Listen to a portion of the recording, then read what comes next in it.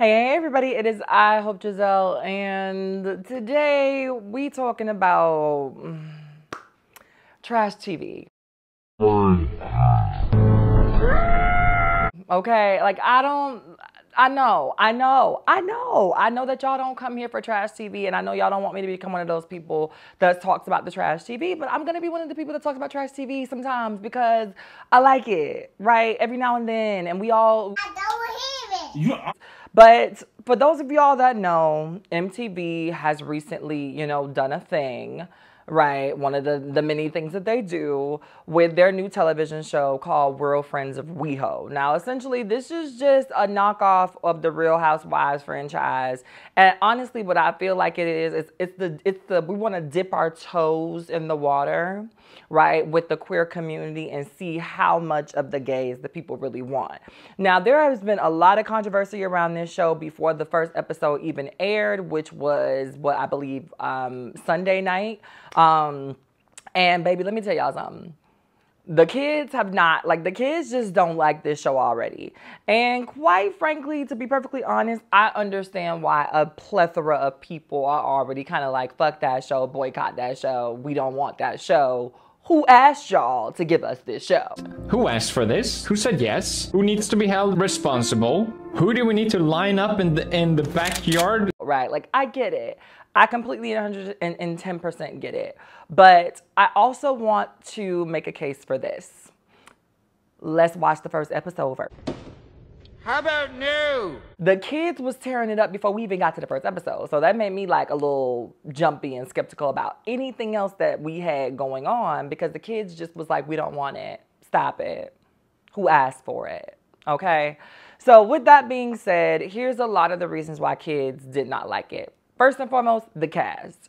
At the head of the cast, we have one of my good friends, my good Judy, my brother, my sister, my Brista, Mr. Todrick Hall. Now, if you don't know Todrick Hall, Google him, and I'm sure you will find a plethora of things, including the fact that he don't pay his dancers, his house is not his own, he's a fraud, he's a mean girl, mean boy, whatever the fuck pronoun you want to use for him, he's a mean one of those, and, a lot of people just don't like Todrick for a multitude of different reasons, and I used to be one of them. And let me be very specific when I say I used to be one of them. I used to be one of those people who liked Todrick's work as an artist, but did not like him or did not think that I would like him as a person. After having a little bit of a powwow with Todrick, and kind of sort of being in space with him in different aspects or in different sections of our life, I've been able to get to know Todrick for a better person than I think the world gets to see him as. And so I am going to start this video with a precursor that my bias is definitely going to come through and pop through. I don't need y'all in the comments to be posting about it and saying that, oh, of course you're going to say that because he's your friend, X, Y, and Z. I'm acknowledging that I might have a bias because he is my friend. But also, if you know me, if you're not new to my content, or if you're just not new to who I am as a person, even my friends can get it when they dead ass wrong. So let's not act like Hope Giselle is not going to hold his feet to the fire specifically because he's my friend, but I am acknowledging the fact that there might be a little bit of a bias because of that. And I'm holding myself for that. I'm holding all of those things to what they are, right? So now that we've gotten that out of the way, I have to read the rest of the cast because, to be perfectly honest, I didn't know most of these people. You have Curtis Hamilton, and he's been featured in, he's been featured in Insecure. He's been, I believe he played like Ice Cube or Ice-T in one of those movies. And he's done a lot of other different things and all that jazz. But to be perfectly honest, outside of this show and outside of like maybe being like, oh, that's the boy from Insecure, or oh, that's the boy from that movie that one time, I probably wouldn't have known who he was. Then you have Brad Goreski. I'm not sure how to pronounce his last name, but you got him, okay? And then you have James Vaughn, who is essentially the boyfriend of the hot guy from Mean Girls. Then you have Joey Zauzig, who is an influencer apparently. And then you have Dorian Renaud, okay, who is a stylist. Now, let me tell y'all something. I only knew of two of the people that's on this list, okay? And both of them was black. The rest of these girls, I am giving very much some Mariah Carey. I have no idea who you are. Who is her? I don't know her. Okay? I hope I don't sound ridiculous. I don't know who this man is. I mean, he could be walking down the street. I wouldn't know a thing. Sorry to this man.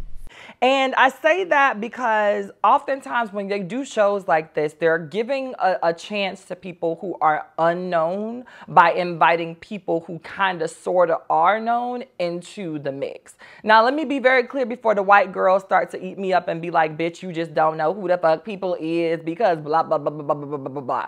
I recognize that some of these guys on here have very long rap sheets with celebrity clients. I get that. That does not mean that they have not inundated themselves in a way that they don't show up in popular black culture, whether it be for positives or negatives. Because regardless of what you want to say about Todrick, whether you don't think that he supports black people, whether you do think he supports black people, Todrick shows up in black news. The rest of these people, outside of, like I said, little Mr. Curtis Hamilton, they don't show up in black news like that. I don't see them in black media like that. And especially Dorian, let me tell y'all something. That queen took me all the way the fuck out. And I got thoughts and opinions about that. But before I jump into my thoughts and opinions about the cast, what I do want to talk about real quick is the fact that my good brother Todrick made a statement on Instagram, which I will insert here.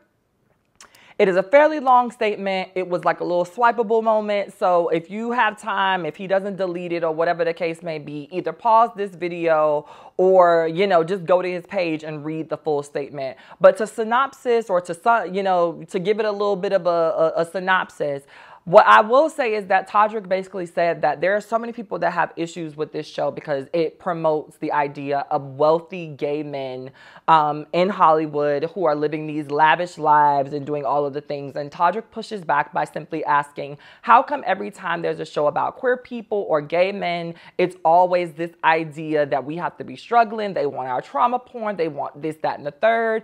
And considering that half of the people complaining are people who avidly watch, you know, things like Real Housewives, whatever the franchise number is, you know, like whatever franchise number it is, y'all are watching it and all of those things. But it's like when y'all see it happening with, you know, this particular minority group, it's an issue.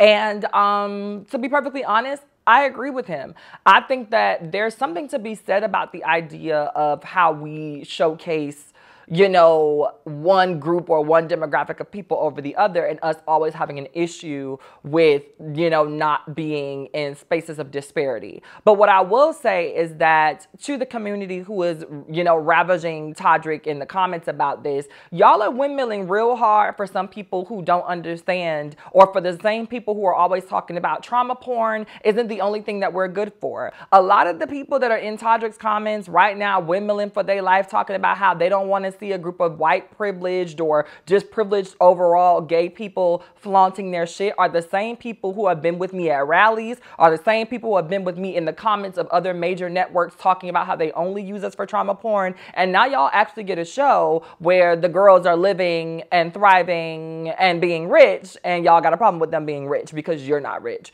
And I feel like sometimes it's okay to just say, like, bitch, I'm jealous. Like, sometimes it's okay to say, like, bitch, I thought I was gonna be there by now and I'm not, and so I have a problem. If you're broke, just say that. It's okay to sometimes just be like, I'm upset because why nobody ain't calling me for the show. You know what I'm saying? Because a lot of this, like, fake wokeness, depending on who the person is or depending on what the platform is or depending on who posted what, like, really gets on my goddamn nerves. And don't get me wrong, I am definitely a culprit of being fake woke or being extra woke, depending on who posted something or whatever. But once again, I'm human. Don't charge it to my head, charge it to my heart, and understand that I'm acknowledging it and I'm hoping to change. But a lot of y'all are not hoping to change. A lot of y'all are not acknowledging the fact that you just have a bias because you don't like one of the people or a couple of the people that are on the show. A lot of y'all are trying to make this something that it's not, simply because you have the right to go in and make it look like it's about something deeper than you not liking Todrick Hall, when honestly that's what it is. Or when you want to make it look like it's about something deeper than you having an issue with white gay men and their wealth, when that's all that it really is. If you have an issue with white gay men and their wealth and them flaunting it, say that shit. Like, it's okay to say that. But don't say that the show is unnecessary, because it definitely is. While while there are a lot of us that be in the margins, the world has seen that. The world has had 50,000 TV shows, movies, and all of the, you know, the rigmarole about the girls suffering and being kicked out of their house and all of that. We do not need Pose 2.0. We do not need another From Rags to Riches. These kids have already got the riches. Let them bask in the ambience the same way that we let all the rest of these hoes bask in the ambience. For God's sakes, Real Housewives of Beverly Hills ain't nothing but a fucking fashion show and a bunch of meaningless arguments about absolutely nothing. And ain't none of y'all complaining, whether it be gay men or cisgender women alike. A lot of y'all sit back and eat that shit up day after day after day after day, week after week after week after week, and rewatch it religiously. Some of you all like those shows so much that you can literally recite word for word, scene for scene, line for line, a full episode, because that is how indoctrinated in the culture those shows are. So give me a break when y'all talking about, oh, we don't need a show of these privileged gay kids because blah, blah. Why the fuck not? Because I'm sick and tired of every time we on TV, it's about, oh, yeah, my mama used to beat me. Oh, yeah, I got beat up in school. Oh, yeah, I don't have much money, but I'm making it the best way I know how as a cashier at fucking Walmart, and I get picked on at Walmart while being a cashier because I'm openly flamboyantly gay. Like, I'm sorry. I've heard that story. I've read that book. I've lived that book. I've been that book, and I don't need to see it on TV every 5 minutes. We have more to offer the culture. We have more to offer, you know, pop culture. We have more to offer media than our trauma porn. And if y'all really want the trauma porn Olympics to stop, then y'all have to allow media to do and showcase something other than us in the struggle. Period, point blank. Preach, preacher. Preach. So whether you like Todrick or not, I do think that on this one, he ate the girls up. Because y'all really got to stop with the fake ass woke politics when it comes down to some of these TV shows and what y'all want to see and what y'all don't want to see. It's okay to say, I just don't want you to be on the show. I want to see the lavish gays. I just don't want you to be one of them. It's okay to say, I want to see the lavish gays. I just don't want to see white ones. It's okay to say that. But a lot of y'all are so busy trying to be PC and woke at the same time that you talk yourself into a corner. And that's not going to work. Not in this particular case. Sorry. The girls are going to either girl or they're not going to girl. And honestly, a lot of y'all being upset about the idea that RuPaul's Drag Race getting cut or whatever the case may be for this show. Like, are y'all serious? It's a drag brunch in every major city every Sunday that y'all don't go to or support. Half of y'all. And half of y'all, when you do show up, you ain't got no dollars for the performers. But y'all are upset that this show is taking, what, 30 minutes or an hour away from RuPaul's Drag Race? Like, girl, give me a break. Like, I'm okay when people have legitimate concerns because it's a legitimate thing to be concerned about. But if y'all just don't like the cast, ask MTV to recast the show, but don't act as if the show isn't necessary or if it's not even good. Because to be perfectly honest with you, I only watched the show to be able to make this video, and I was actually like, okay, let me see where this is going. I do want to see where it's going. And I'm not a person who watches TV week after week after week. I usually catch up on things after the whole season is done because I hate the nail-biting ambiance of everything. But this one I'm going to follow up on so I can keep giving y'all my reviews and my hot takes about it, because honestly, I hate the foolishness around it, mostly because most of it is surrounding one of my friends, but two, just because I feel like a lot of y'all are coming from a place of malice and jealousy, and you're not really being true and honest about why it is you don't want to see this show on air. And being upset that it's taking away time from RuPaul's Drag Race, when, like I said, most of y'all don't even support your neighborhood drag queens, it's crazy to me. She's in drag. Everybody clap. Can we stop? Like, that's wild behavior to me, that half of y'all are really on here complaining about the idea that it's taking away time from drag queens that you ain't never meet, never will know, and that probably wouldn't talk to you unless you had a tip for them. When there's a drag queen every single day at the coffee shop that you go to and you don't pour no life into her, you haven't bought her a glue gun, a staple gun, the first, you ain't brought her so much as a fucking couch cushion to do her hip pads with, but you over here bitching about, you know, this show over here and using that as your excuse to be upset. Girl, stop. You know what I want to do? Contour your Adam's apple? Stop.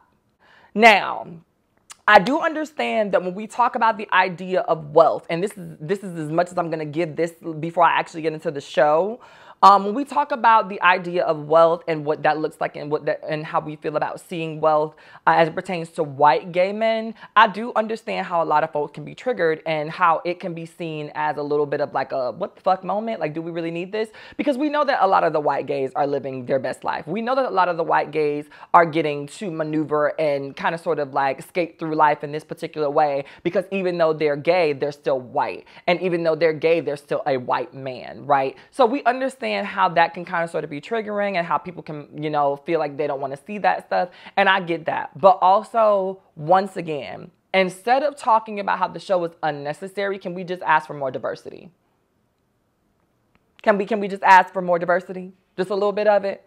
A teensy, eensy, weensy bit? Please, sir. I want some more. More? All right, stop it. Stop it right there. Now go on, fill up the bowl. Go on.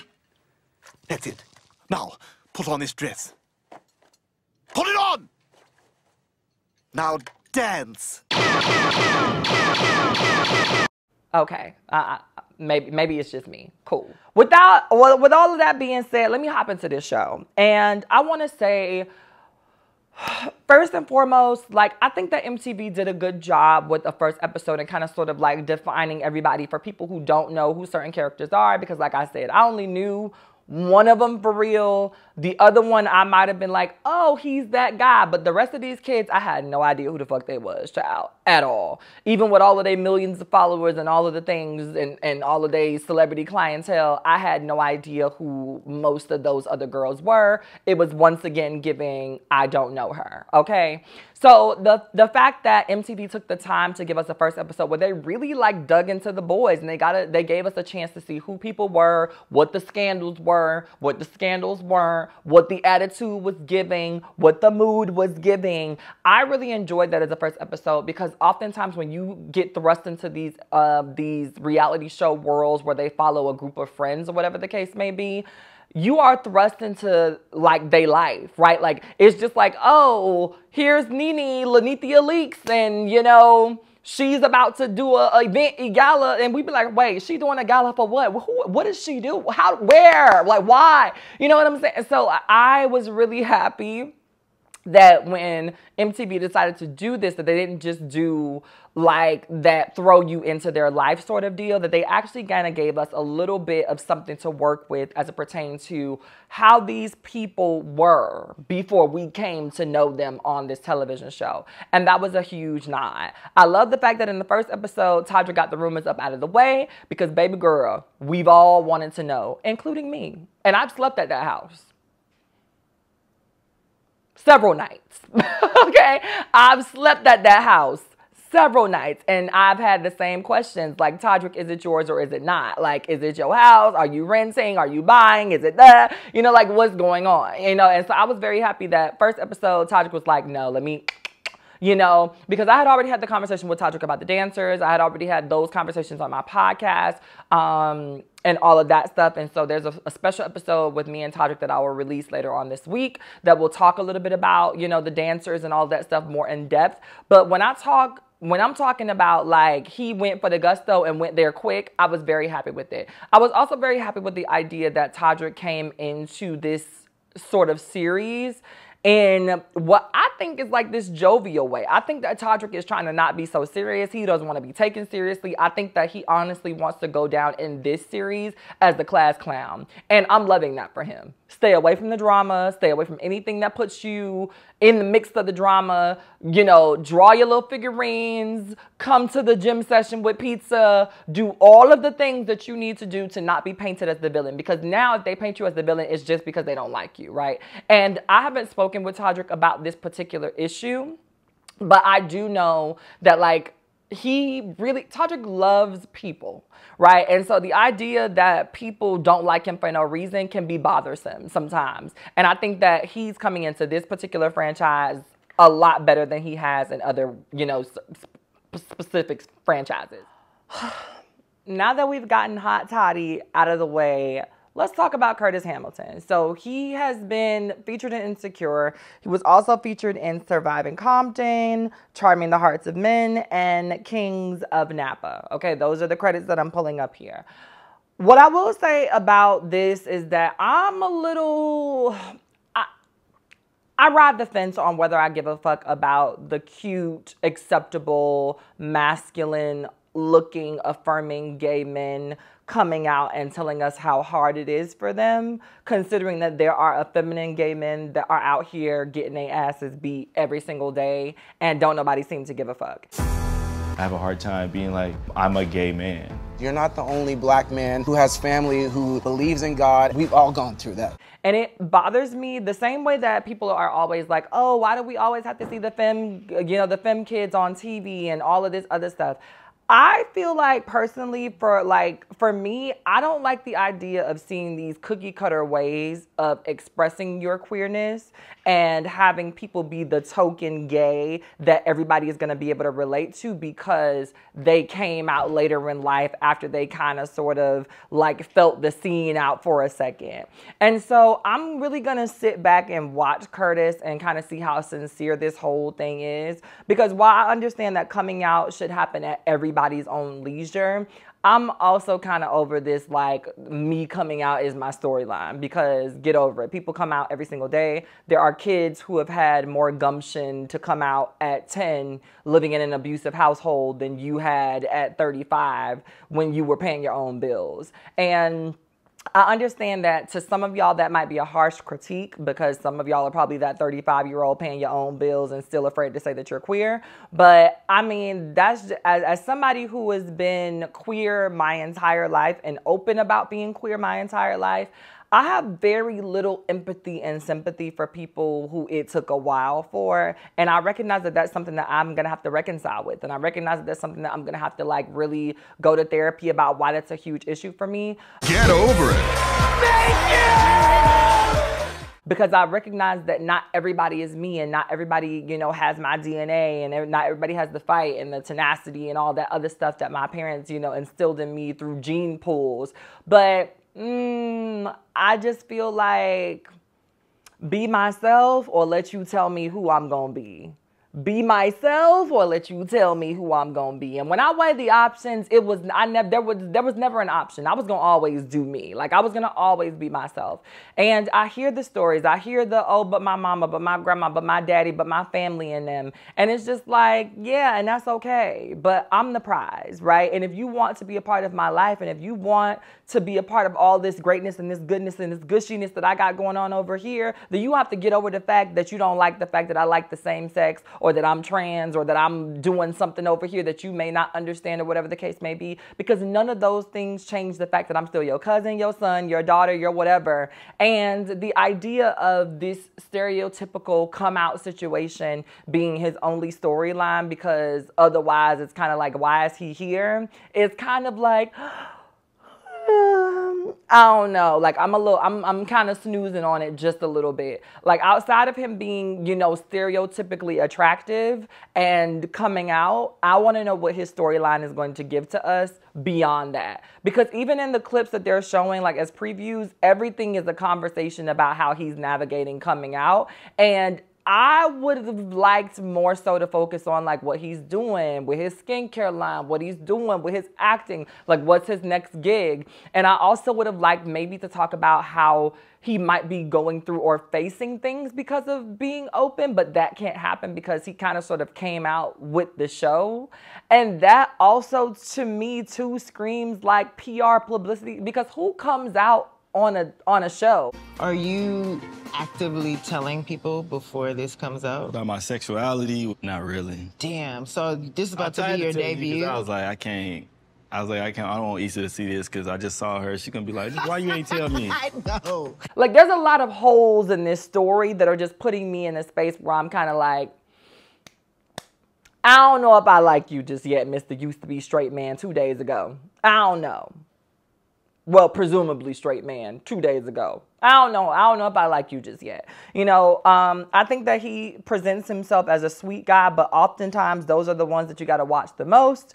And so I don't know. We'll see how Mr. Curtis redeems himself in my eyes. And I hope that some of y'all understand where I'm coming from and where I'm going with that. It's just, I don't know. That storyline, I'm a little tired of it. And then on top of that, I just feel like he has probably has more to offer to the storyline than that, and we're just not giving him enough credit for it, or MTV didn't give him enough credit for it.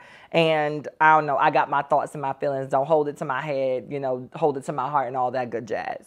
So next on the list, we got James Vaughn. James Vaughn, yes, is the boyfriend of the dude who played the cutie on Mean Girls.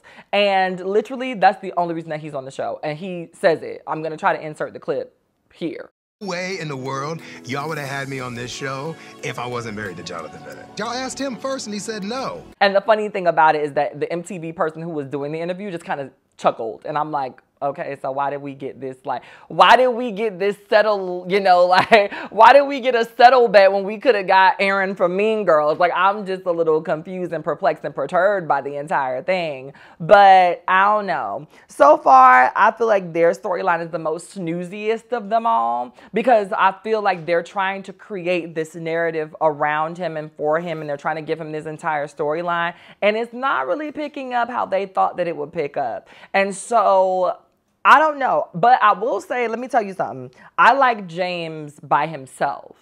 Like, I like James as a person, and I want them to move away from the storyline of him and his husband. Because also, no tea, no shade, but if I was MTV and I offered it to you, Aaron from Mean Girls, or whatever the case may be, and you turn me down, I wouldn't even film with your bitch ass. You know what I'm saying? Like, no tea, no shade, girl. But he's in a lot of these scenes for somebody who didn't want to be on the show. You know what I'm saying? So I'm just saying, he be showing up a lot, at least on the first episode, for somebody who didn't want to be a part of the show. So I don't know, maybe like, again, because James seems to be quite funny. James comes, you know, from Kentucky, and that gives me like my Southern vibes and all that good stuff. Baby, James had me at the gas station chicken, okay? When James said that his mama gave him the gas station chicken, because if you from the South and especially if you've ever lived in like Alabama or anything like that, where they actually serve some good gas station chicken, you knew what James was talking about. And I knew what James was talking about, okay? So the gas station chicken thing kind of pulled me in, and I want to see more of that. I want to see more of James doing his own thing beyond his relationship. Even though that's a huge part of why he's here, I think that it would be beneficial for us to kind of sort of see where this goes when he's not leaning on that, or not even where he's not leaning on it, when MTV is not leaning on that to be his saving grace. So we'll see. We'll see how that little story goes.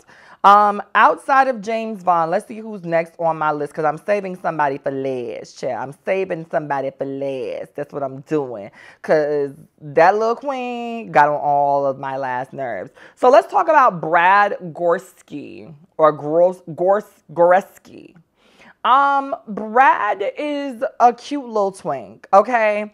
Brad is cute little twink. Brad is one of those celebrity stylists, and I enjoy Brad so far, okay? So far, I'm enjoying Brad. I enjoy the fact that Brad wants to have this very like minute life after living as a Twinkie party boy in WeHo for most of his 20s. He's in this relationship, and I think that that's what they're going to try to like make most of his storyline about, is that he's in this relationship with this significantly older man, older by 10 years or so. And there's something about that doesn't hit the same when it's men that would have hit differently if this were like a regular like housewife franchise moment, but it don't hit the same because it's two men. And while I hate that double standard, I just have to say the shock value and factor that y'all thought it was gonna give is not giving, just because it's two men and they're also white and they're also gay. So there's a bunch of stereotypes and stigmas that work for it more so than against it. And you know, so I like it. I want to see more of James's stuff. I'm going to post some of his styling work like up here in the corner real quick so y'all can see. But like, I'm just going to do a quick like a little Google search right fast and see who I can see that he's like styled and things of that nature. Okay, and looking through some of his stuff, it's giving very white woman in Paris chic. His styling is giving very white woman in Paris, and I like that, but also, does your styling translate into things that other people of other races and other ethnicities can do outside of folks that want to fit a Eurocentric mold? Or do you only style people who want to look like Paris Hilton's little cousin? Because if that's the case, then are you really a stylist? I'm just saying, right? Because it's easy to take somebody else's style that was already preemptively there before you got there, tweak it, and then do the same thing on a bunch of different people who want to, you know, have that look or that essence. But it's hard to like really come and give somebody an entire brand. Like Rihanna's team, they rebrand her. Beyonce's team, they rebrand her. Zendaya's team, they rebrand her. Doja Cat's team, they rebrand her. Miley Cyrus, Lady Gaga, all of these people. And sometimes those still include the same stylist. So I want to know, like, maybe if I dig deeper in Brad's category, if we're going to see something that's given shop or flop, because I mean, I'm unimpressed by his work ethic, but I like the way that he's appearing on the show so far, but it's also given snake in the grass energy from Brad. I don't know why. That's just my third eye being opened. And now we're going to move right on to Joey.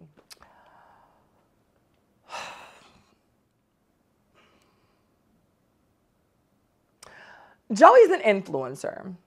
And for all intents and purposes, in certain cases, depending on who you talk to on what day of the week, so am I, right? The thing about it is that Joey gives me one of those people that doesn't know that he's one of those influencers that people don't like to be around. Like, Joey is one of those influencers that makes your ass itch. Because he's one of those people that thinks that he's so down and so far removed from influencer culture while being everything that influencer culture stands for at the same motherfucking time that it would make my ass itch. It makes me want to pull out every single piece of my hair, strand by strand. Because at what point does somebody in the friend group say, like, bitch, you know you one of those people, right? Like, you know you're one of those. Because it's not about you being an influencer, it's about the negativity that comes with what some influencers bring into the space. This entitlement, this I got it here and I deserve to be here because I did X, Y, and Z. And while I know that influencing is not just turning on your camera and speaking to people and doing the things, I also recognize that the things that other folks had to do to get into this room do not equate to what you had to do to get into this room. And so there's a reason why folks want influencers to prove kind of sort of why they're there, because that person might have had to prove through a 12-year career why they deserve to be at this party. You got invited because you took a picture with Paris Hilton. We're not the same, right? And I don't think that Joey realizes that he's one of those people that does not realize that, because I think that he genuinely wants to move in somewhat of a sweet fashion, but also Joey be with the shits. And I can tell that already. Joey is ready for whatever you ready for. Joey is on whatever you are on. And so if you want a box, Joey gonna box. That's just the truth. I keep it real. You know I'm what, Shangela. I know you're Shangela. I know who you are, Bougie. Need name tag, because I know. It's not about me knowing who I am. It's the truth. The fishnets will rip. Done. If you want to throw shade, Joey gonna throw shade. You know what I'm saying? And I'm okay with that, but I'm also okay with that as long as you're willing to admit that that's your MO. And I don't think that Joey understands or recognizes just yet that that's his MO, but his fiance definitely does. And that's something that I can't wait to kind of sort of see how that unfolds throughout the rest of the season, because the fiance is onto some shit about Joey that Joey ain't even on to about himself. And let's see if there's actually an actual marriage after the season is over. Unless I'm late, because like I said, I don't follow Joey, so maybe they already married and I just don't know, but I don't know him. I didn't know him. Mariah Carey, I don't know her. So maybe they already married, but something in the milk about that, y'all follow me but don't follow me. I don't know if that is going to last or if it's going to even happen, because I was looking at some body language from the fiance, and even though he gave that cute little touching speech at the engagement party, I don't know, girl. I don't know. We gonna reference this video back next year. We have a clip. You want to set it up for us? I'd like to, but I don't know what you're talking about. Okay, we'll just roll it. Last but not least on my list is Dorian Renaud. When I'm in the streets paparazzi are taking pictures. I am a CEO, I'm a businessman, and I don't tolerate bull and foolishness. Girl, this bitch thinks she... Be nice. Come on. If somebody gets in your face and calls you a cocksucker, I want you to be nice. This man is... You better talk to her before I do, because I'm hurt her feelings. There's a time and a place for everything. And while I'm not above respectability politics, and while I don't often subscribe to respectability politics, I think that it's one thing when you come in and you know your worth and you add tax. It's another thing when you come in, you know your worth, you add tax, and then you take somebody's crystal bowl with the fruit still in it on your way out.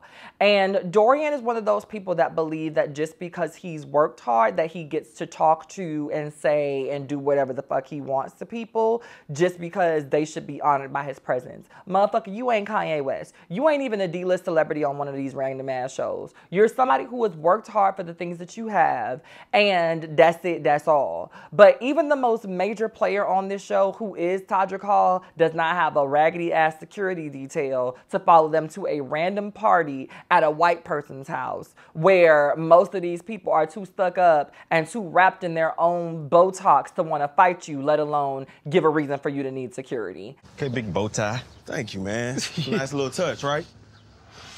Nah, I like it. I like it. Appreciate it. Yeah. It is protocol for a CEO like myself to bring security with him when he goes to a public appearance. Not only do I have myself to protect, but I have my brand to protect. It's not that fucking deep. Then on top of that, you go at everything in a really shysty, messy way, and then you get upset when people are acknowledging that shiest and that mess with you. So for instance, when Curtis and him spoke about the whole idea of the influencer thing, and Curtis was very upfront with him and was honest with him and said, yeah, I told him that, you know, your stance about influencers because I didn't want it to be something that came up in this awkward way. Immediately he's like, girl, what you tell him? You so messy. No, bitch. You're messy because you wanted to go over here with your preconceived notions and nobody knows them except you. You were bothered because now this person knows to arm themselves against you because you own some fuck shit as it pertains to certain people with certain, jobs or whatever. And my thing is, the idea of saying that a person who is an influencer is unemployed is bullshit. The one thing I can tell y'all is, even though I'm a person of influence and I'm not an influencer,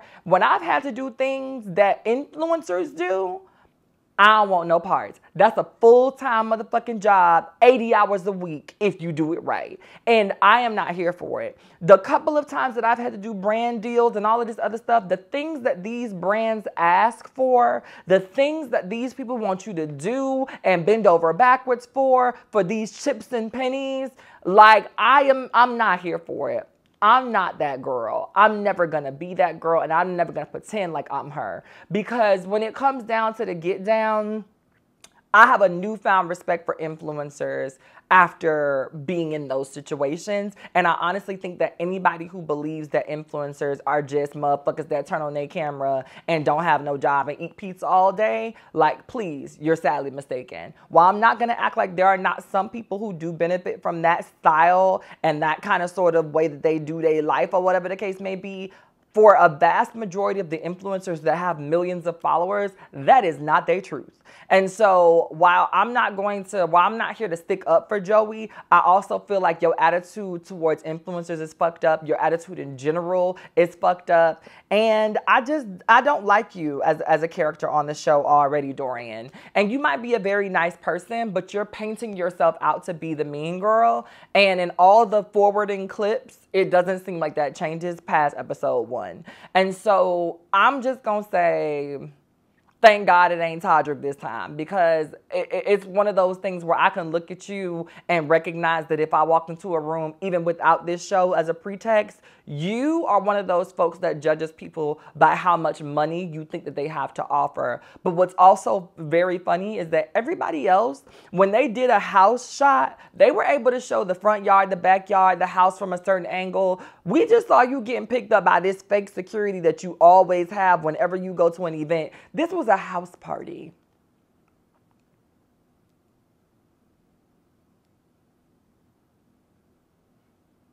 I'm gonna leave it at that.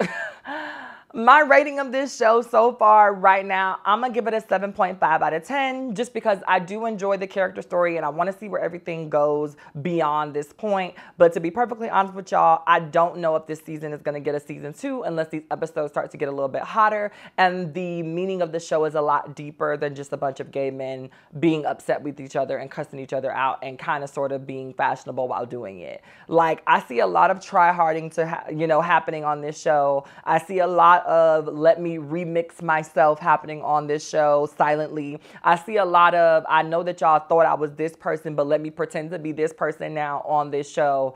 And those are things that can kill or kind of sort of make a show. So we'll see how these guys turn this show out. But for right now, it's given a solid 7.5 out of 10. That's my number and I'm sticking to it. And until next week when we get another episode, I'ma holla at y'all. Bye, everybody. Also, make sure you please go down there and click like, follow, comment, and subscribe to all of my social medias. You can find me here, of course, at Hope Giselle, but I'm also at Hope Giselle on all of my other social media. So do your thing and subscribe. All right, everybody.